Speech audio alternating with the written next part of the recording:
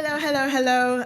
So I am Orisha Blissett-Ffrench, and thank you, God and Trey and Alicia, for just giving me this opportunity to talk about excellence in health, right? So I'm someone who likes to go deep. Why? Because when you deal with the root of something, you're able to deal with the fruit that it bears, right? So can we go deep, ladies? I'm talking to the ladies today, right? And so this is really important because if I was talking about health, I'd be wasting your time talking about meal plans and gym workouts and how to get abs in 30 days and how to lose weight in 3 months and all that stuff, because that's not where excellence in health begins. It actually begins with our mindset and our sense of self, because those two things actually impact what we do and what we don't do. And so my first point is heal thy mindset. So in Genesis chapter 2, we're going to start there. In verses 16 and 17, this is what it says. It says, "And the Lord commanded the man, you are free to eat from any tree in the garden, but you must not eat from the tree of the knowledge of good and evil, for when you eat from it, you will certainly die." So notice how from the very beginning of time, God gives mankind boundaries with food, right? And so he's like, this is what you can eat, and this is what you can't eat, what you should and shouldn't eat. And so when we jump to Genesis, which is a scripture we know very well, this is obviously where Eve is tempted. And in verse 6 and 7, this is what happens. It says, "When the woman saw that the fruit of the tree was good for food and pleasing to the eye, and also desirable for gaining wisdom, she took some and ate it. She also gave some to her husband who was with her, and he ate it," proving that women are influential, right? "Then the eyes of both of them were opened, and they realized they were naked. So they sewed fig leaves together and made coverings for themselves." So we know that it was Satan that tempted Eve. But notice it was through food that Satan enticed mankind's downfall. He could have used anything, but he used food, right? And so we know that men and women are made in the image of God, right? But Eve refused to believe that fact. And so because of her insecurity, what does she do? She eats. And so she was actually the first comfort eater to ever exist. And that's deep. It's really deep. Because what did it lead to? It led to shame and body insecurity. And that is what we as women, we face all the time. And so many things in society influence our psyche as women, right? When you even think about film, in the rom-coms, when the woman goes through the breakup, what does she turn to? Food. The ice cream, right? The carbs. She doesn't turn to salad or prayer. She turns to carbs, right? In adverts, when you think of the adverts, the decadent foods like chocolate and wine, who do you find? Women indulging in those things, in those very adverts. And not only that, but throughout history, the female body has been up for discussion. We've had to justify having our bodies, right? It's also been objectified. And so you'll even find throughout history, every 10 years or so, society decides which kind of figure is attractive for women to have, right? So then we as women, we enter this fight to stay attractive, according to society. But why is this important when it comes to health? Leads to my second point, heal thyself, right? And this is important because Eve had this unhealthy mindset when it came to her body, when it came to health and all these areas. But she wasn't always like that. She wasn't always insecure. She didn't always turn to food for comfort. So where did it come from?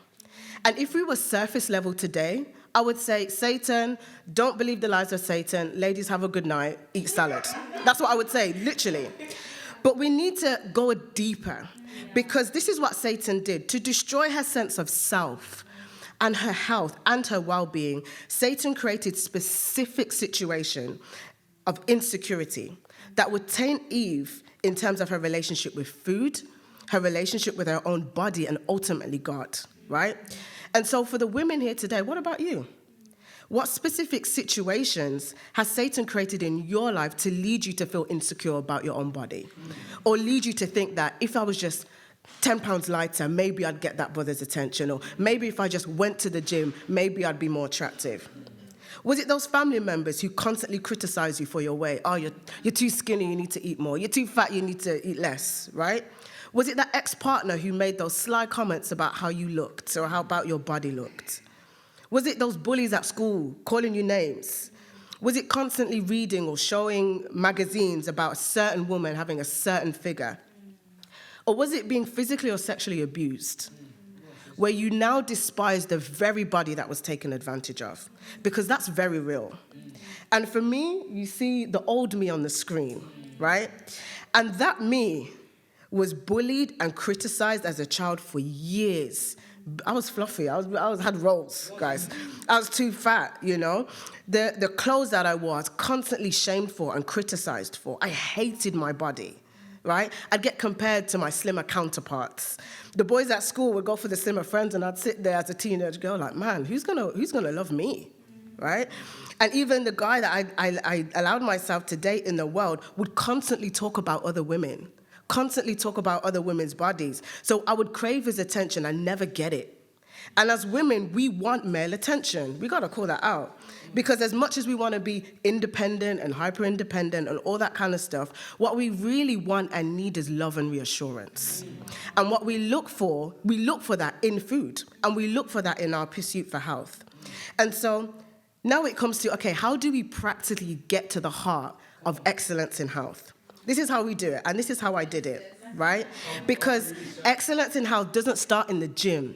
It starts in prayer with God. It starts on your knees with God.